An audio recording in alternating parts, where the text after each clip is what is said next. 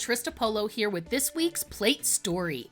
In today's episode, we meet Maelea from Tennessee. Her license plate is as unique as her name. It's Maelea.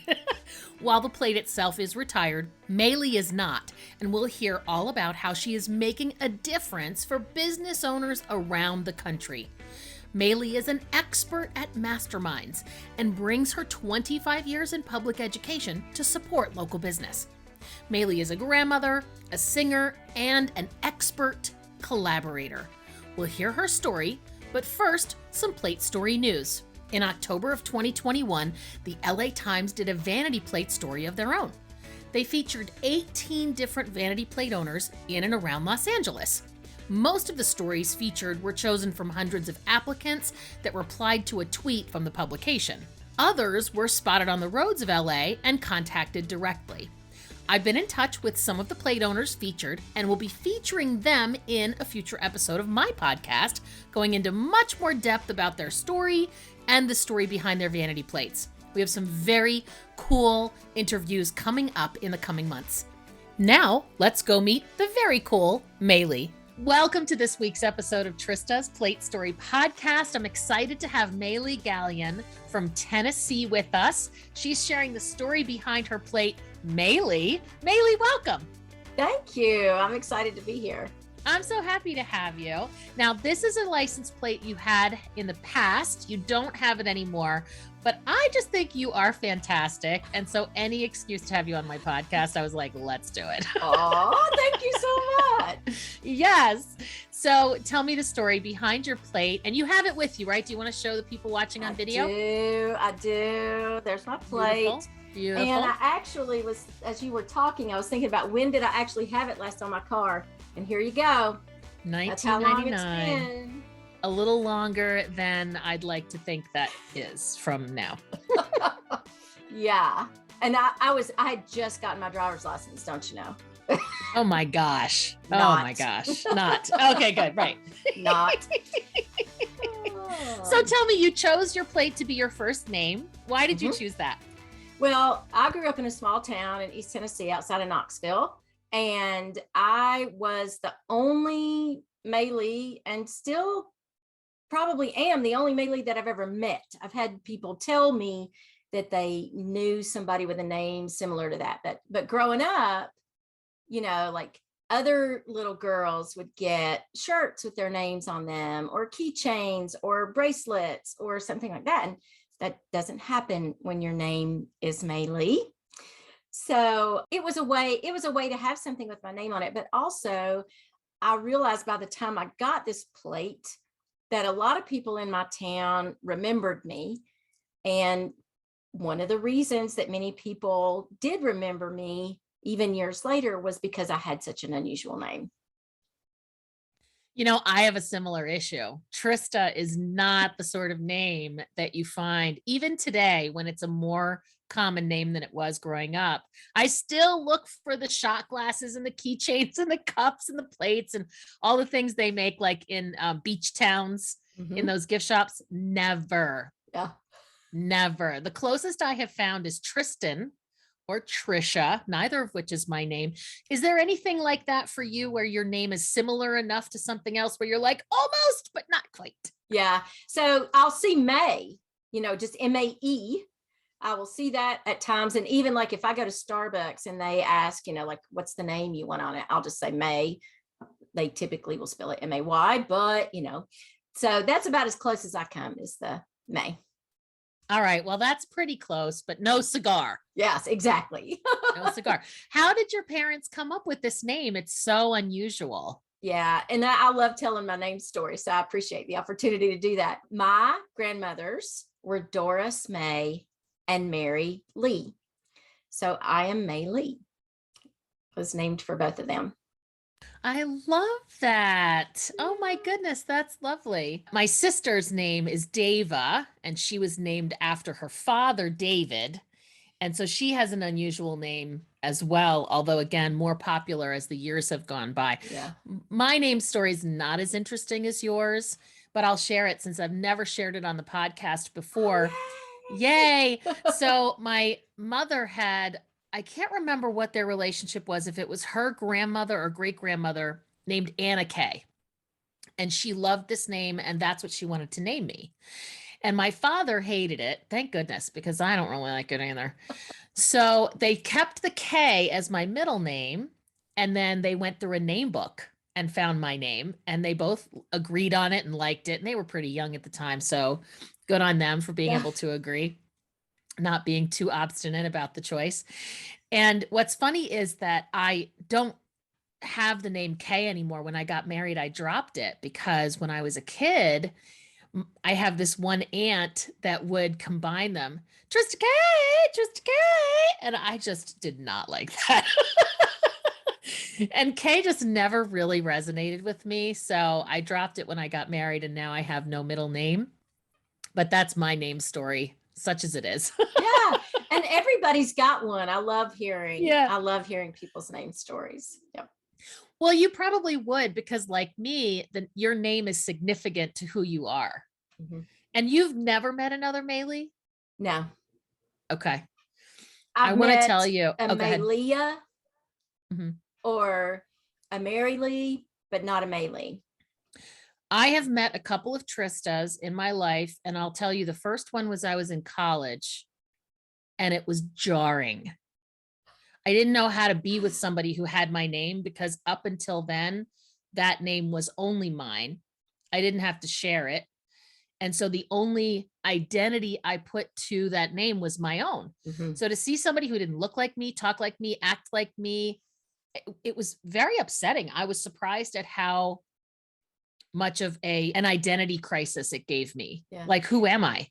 It's interesting to me because now that you say that, I can't remember what I was doing, but it's been in the last like 2 weeks. What was I looking at? Maybe it was a social media platform or something, and typed my name in, and I saw another person with the name spelled exactly like mine. Now I have no way of knowing if they pronounce it the same way as me or whatever. And it was uncomfortable. So yeah, I can see where that would be uncomfortable. Yeah. Now, Marks, Johns, and Russells are not going to understand how we feel. They'll just never get it. It's only something you can understand if you have a name as unique as we do. Yeah. So it's nice to have somebody who gets that, who like feels that with me. Yeah. It's funny too. Like my son's name is Troy. And for people over 30 or 40, that's kind of a common boy's name. But Troy is 26 and he's never met another Troy. So even though he has what you and I might think of as a common name, he's in that same boat where he doesn't know anybody with the same name either. Well, warn him. Yeah. Don't let him get caught off guard, because there are other Troys out there. That. Yeah, I'll do that. That's awesome. Well, you are more than your name, as we all are. So tell me a little about yourself. What do you do for a living? What's your passion and your profession? Gotcha. Well, my passion right now is my family, because I have a brand new granddaughter who was born in October of 2021. But what I do with most of my time, I have a company called Turn It Up Consulting, and I run mastermind groups for entrepreneurs and business leaders. I had the opportunity in the last few months to put some groups together and watch them collaborate, and being able to facilitate that kind of powerful collaborative work really does feed my soul, and it energizes me. I'm learning the more that I do this work with business folks that it really is powerful, even for me, not just for the participants, but for me as well. Now, I've seen masterminds. I've been involved with them before. I've read about the start of the word. I don't know if that's when it was created, but from the Think and Grow Rich book. What's your take on a mastermind? Since it is sometimes overused, tell me a little about what you mean by that. Gotcha. So I'm glad that you brought Napoleon Hill's definition up, because it is a definition that I use because it works for me. And I will tell you that I have two things that I talk about that are maybe different than other mastermind groups. One is what I call the golden rule of collaboration, and that is safety. Collaboration is only as effective as the safety of the space. Because in order for that collaboration to be really, really powerful, people need to be willing to be vulnerable. with one another. And you have to feel safe to do that. So safety is what I call the golden rule. And I would tell you that my special sauce is structure. So I use protocols and structured conversations to help the folks in my mastermind groups get to solutions quickly. We don't waste time. We're on it. I love that. And the structure comes from your background. You have quite an extensive background, not in the business world, that helped you set yourself up and your clients up powerfully. Share a little bit about what you did before you started your business. Sure. So I spent 25 years in public education and started out as a classroom teacher, like most folks in public ed, but didn't stay there for a really long time. I was fortunate enough to get tapped as a change agent early on in my career. So I had the opportunity to really lead new implementations and big transitions and big changes in my school district. And I got some really super powerful training in leading collaborative work in the early 2000s. And so I have literally been doing this kind of work just in a different space, but leading that and facilitating that kind of really powerful collaboration in the public ed space for a long time before I brought it out into the entrepreneurial space. Wow. So you moved from education to business. I don't know a lot of people that have made that transition. What made you decide to do that? Well, I was at a place where I had done most of the things in a school district that I wanted to do. And I knew that this collaborative work that was so powerful in the education space, working with teachers and school administrators and district leaders and communities, quite frankly, if brought into the business space, could be every bit as powerful. So when I came out of public ed and into this space, I joined a couple of mastermind groups myself, and I haven't found one yet that is as powerful as I think mine are. So It's okay. You can own it. I'm good with that. I'm still looking for that mastermind facilitator for me. So Yeah, it's true. Like every psychiatrist needs a psychiatrist, every coach needs a coach, and every mastermind facilitator needs a mastermind facilitator, right? absolutely. We all need to have somebody level us up so we can continue to level up the people that we work with. Yep. You I know love it. that. Yeah, absolutely. What kinds of focuses do you have for your mastermind? Like, who's your typical client when you're setting up these masterminds? So I have worked mostly with small business owners or leaders. So I might have someone in a mastermind group who is an event DJ, or I might have someone who is the owner of a contracting firm, or someone who owns a donut shop. So it's all over the place. Like I've got solopreneurs, small business leaders, people who are owners or just leaders. Maybe they're a manager in a bigger enterprise, but most of the folks that I'm working with have businesses with fewer than 100 employees. So I'm really looking at those folks in business leadership who are in the small business space. Yeah, I get that. And so would you put just DJs together, or would you put the DJ, the donut shop, and the plumber together in one? I would put the DJ and the donut shop owner and the plumber together all in one, because in Maelea's world, diversity wins, diversity rules. Where the real power in this kind of collaborative work comes is in those ideas that spring out of nowhere, like that creativity that arises when people with different backgrounds, experiences, expertise, knowledge are talking about the same thing. Then connections get made that wouldn't get made outside of that space. Yeah, and that's counterintuitive to what I would think. Like, what does a donut shop owner know that's going to help out a DJ? But I can see what you're saying, that being able to have a perspective that is not knee deep or eyeball deep in your same industry will be able to see something that you might not have seen because of your industry experience. I think that's brilliant. Mm-hmm. The other thing that happens is that in the work of my mastermind groups, I teach some skills around effective collaboration. And one of those skills is listen. Another one of those skills is be curious. And so as I'm teaching people to listen and be curious, they are also practicing that in their collaborative work. And so they are sometimes able to hear that donut shop owner's perspective in a way that they would not have heard it without the lessons about listening and being curious. That's beautiful, because you're bringing a lot of your education change agent structures to your business owners. And I could see that being hugely valuable, because where else would you get that kind of training in the business world unless you're in education? Yeah. And a lot of those skills that I'm teaching in those mastermind groups, I learned out of doing that work with all those public educators. And so and in the education space, everybody's a learner, so I know that when you're in the business space, especially business people who are interested in growing, they think of themselves as learners.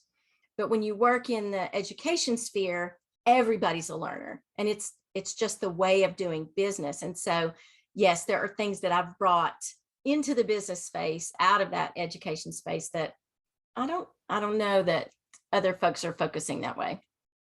Yeah, well, you have a unique perspective, which allows you to have a unique offering, which I love. So, do you have any programs coming up that people might be interested in, if they're looking for a mastermind, or if they're intrigued by the kinds of things that you offer?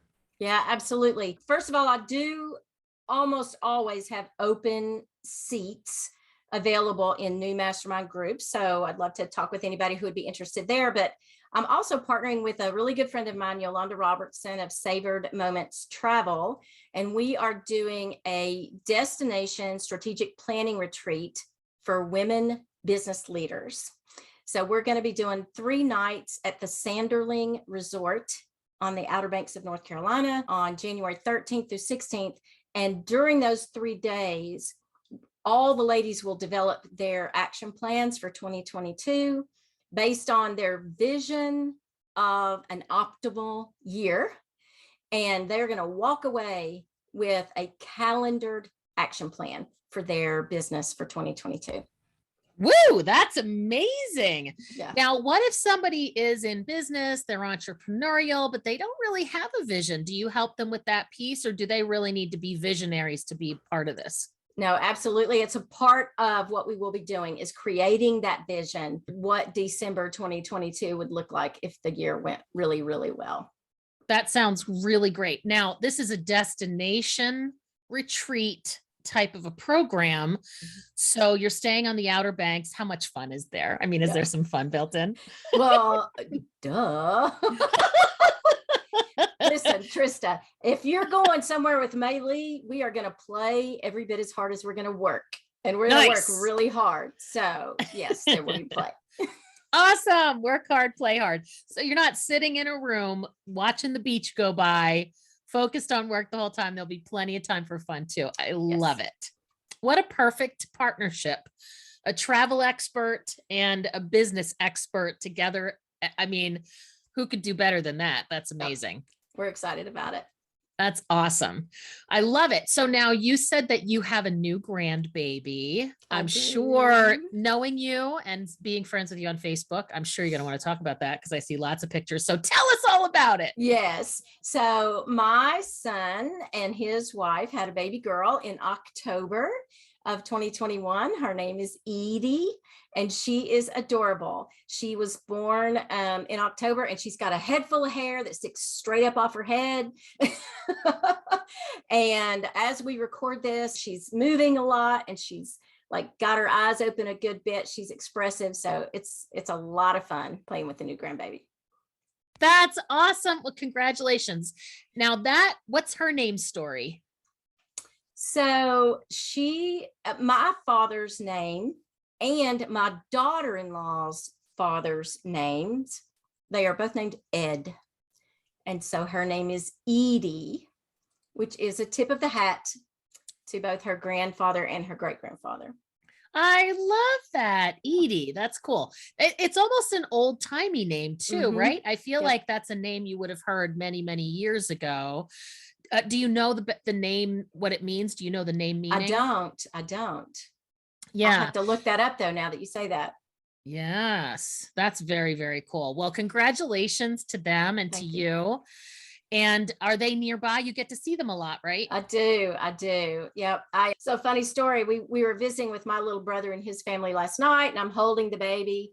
And so I got it this morning and I was gonna put the same shirt on, and I saw this stuff on the shoulder of my shirt. And I'm like, what? Oh, that's Edie. Oh, that's so great.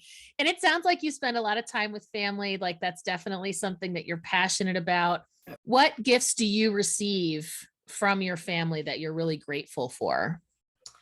Oh wow. I don't have enough time to tell you all of them. But here's what I will say is that my family is expressive.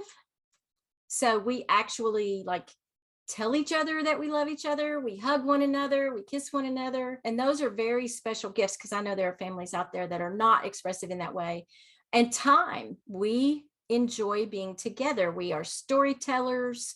We share stories. I like to say, to illustrate how much we storytell in my family, I have a great uncle who died during World War II, and I feel like I know him. He died before I was born, and I feel like I know him because I come from the family of storytellers. So to me, those are the gifts: time, affection, and stories. I love what you're saying here because my husband lost his father several years ago. And I still hear him share the stories his father shared about members of his family, about his grandfather, etc. And every time he tells the story, it's like he's with his dad. It's like his dad is there with us. And so it's his way of keeping him close, keeping him alive in his heart. So the storytelling thing is a beautiful thing to bring. What's your love language? Do you know your love language? Acts of service. Acts of service. Okay, see, now that would not be what I would have guessed. Mm-hmm. Because you said you love to be with your family and you love to hear stories. Those are words of affirmation and quality time, not access. So in that, like, that's my role in our family is Ah, so the things that I've gotten from my family are the time and the stories, but what I like, I'm a doer. Action is my what I give, and so that's the thing that I look for as well. I love do some stuff. I like yeah, that's great. Mine is quality time. So I'm the one that says, I'll be right over. Is there something wrong? I'll be right there. Or when I visit some family, they'll say, let's put a movie on. I'm like, a movie? I could watch a movie at home. We're here. Let's be together. And see, like if something happens, I don't say I'll be right there. I say, what can I do? What can I do? See? Mm-hmm. I find the love languages to be so fascinating. And of course, I think we all have combinations. Mm-hmm. Like personality traits. We have primary and secondary and tertiary and a combination.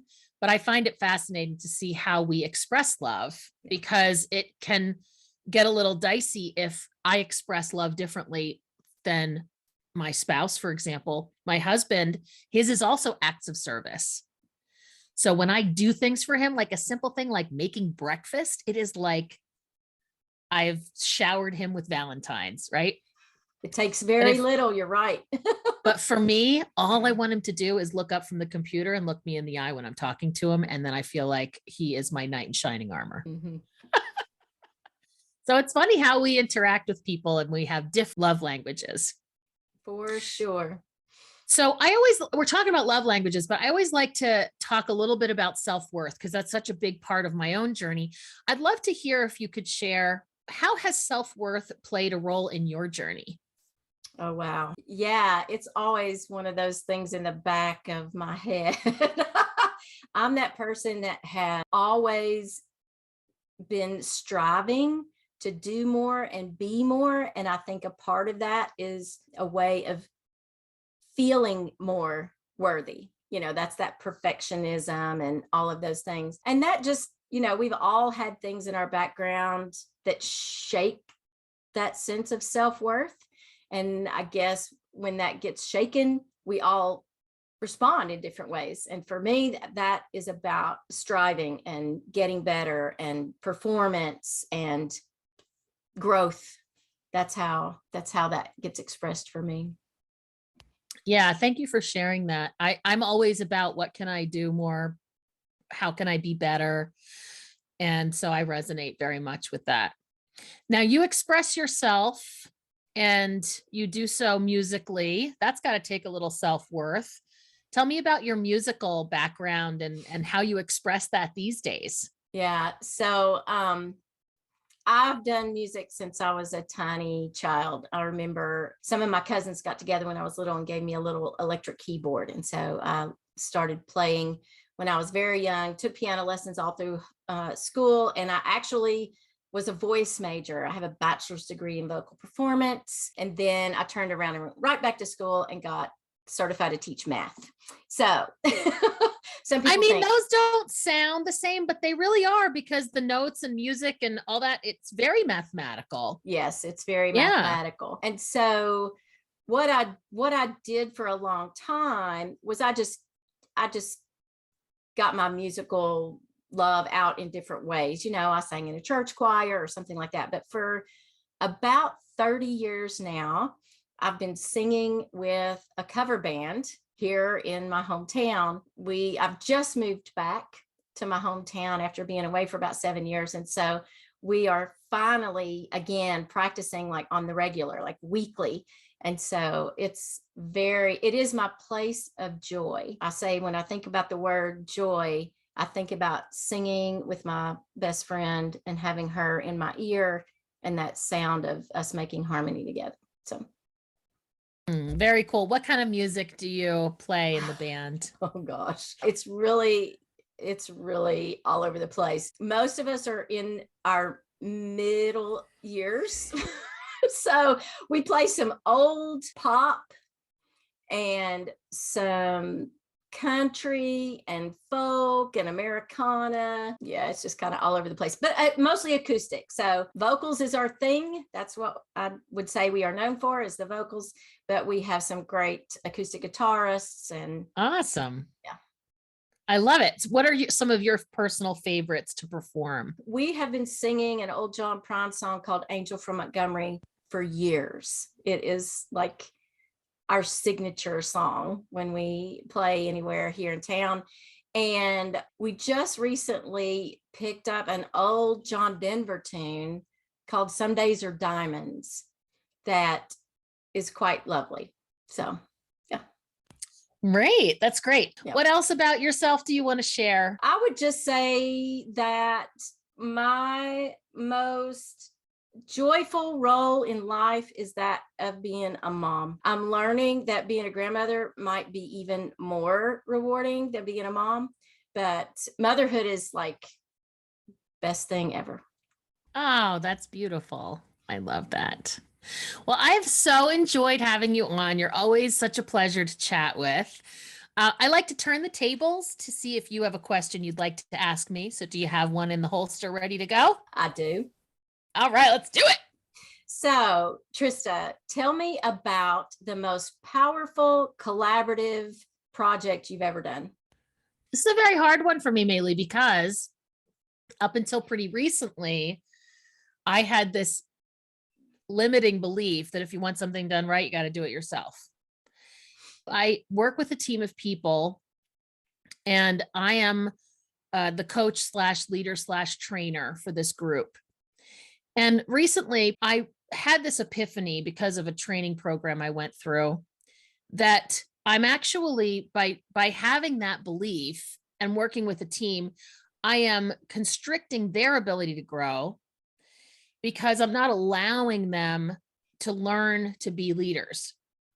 And so out of that, I created an accountable team where each of us is responsible for a different piece. We work collaboratively together. I'm the team lead still, but I rely on their knowledge and ideas and their contribution And the most amazing thing happened. First of all, I learned that I am not the smartest person in the room and that there are other ideas that are actually better than mine. And when I collaborate with others, we're a lot smarter together than I am on my own. I learned, of course, that you can get more done when you have more people working on it. But I'm a better leader now because I'm allowing other people to grow into leadership. And we use leadership as a training opportunity. So I would have to say that's the most powerful collaboration that I have participated in. Well, Maelea, I wish you all the best. And I definitely want to recommend people reach out to you for Mastermind as well as the retreat. I think both are amazing. And I thank you so much for sharing your story and your plate story here on Trista's Plate Story podcast. Thank you very much. I had a great time. I appreciate it. Me too. All right. Thanks. Thanks for listening. Please subscribe to Trista's Plate Story podcast, share it, or leave a review. If you would like to nominate a license plate to be featured in a future episode, or you have an interesting Plate Story news item to share with me, leave us a comment or visit platestory.com. That's PL8STORY.com and give me all the details. This is Trista Polo, wishing you well on the road to your next adventure.